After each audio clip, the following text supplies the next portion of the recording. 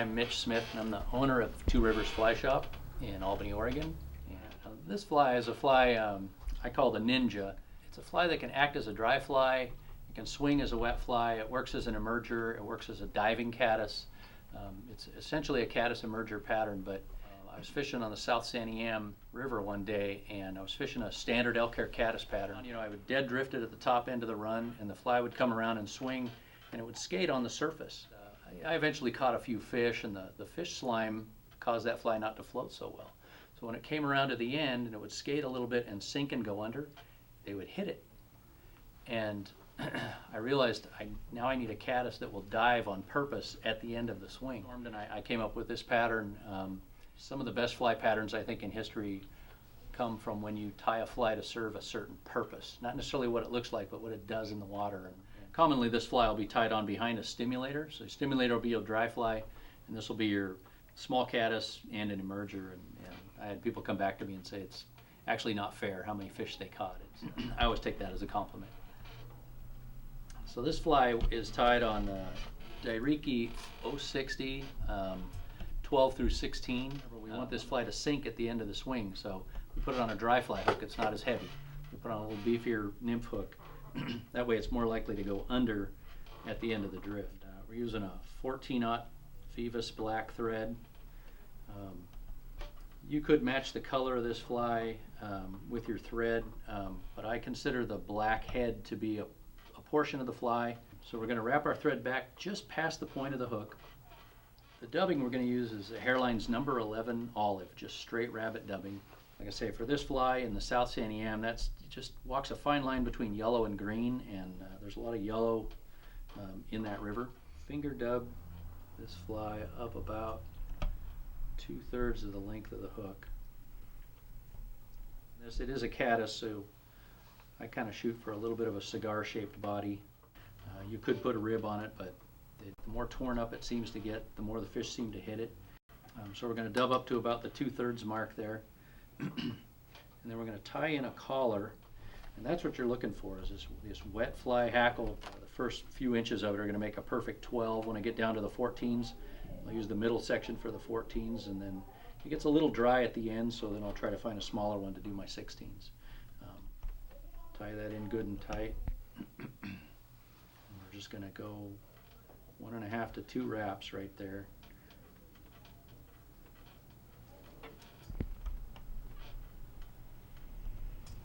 What this is doing is simulating legs.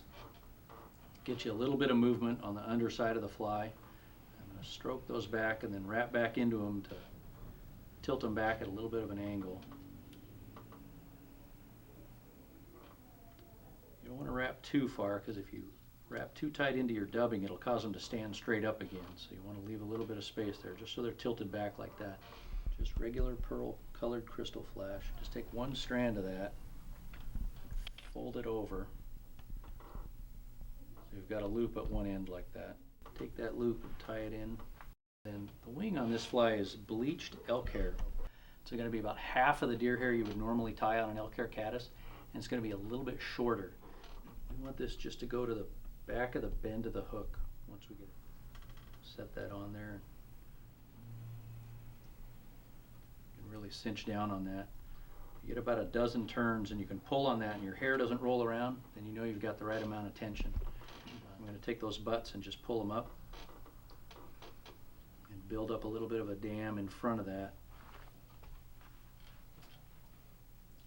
And we're just going to tie off, pull that back, and whip finish right in front of the butts that we just tied the head in front of.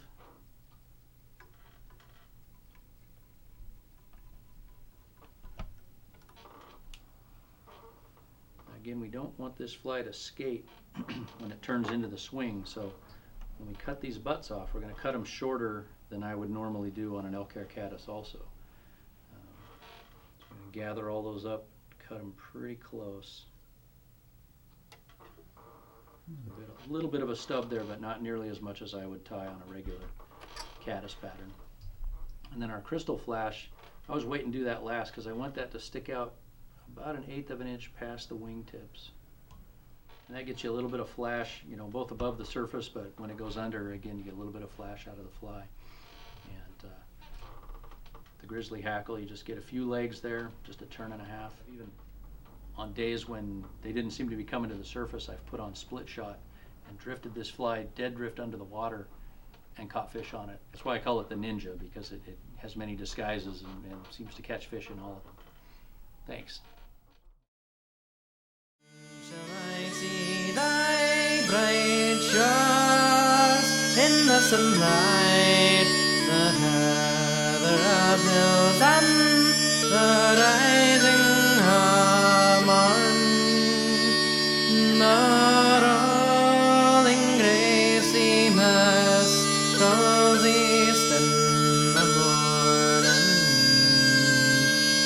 to run the wild hills of the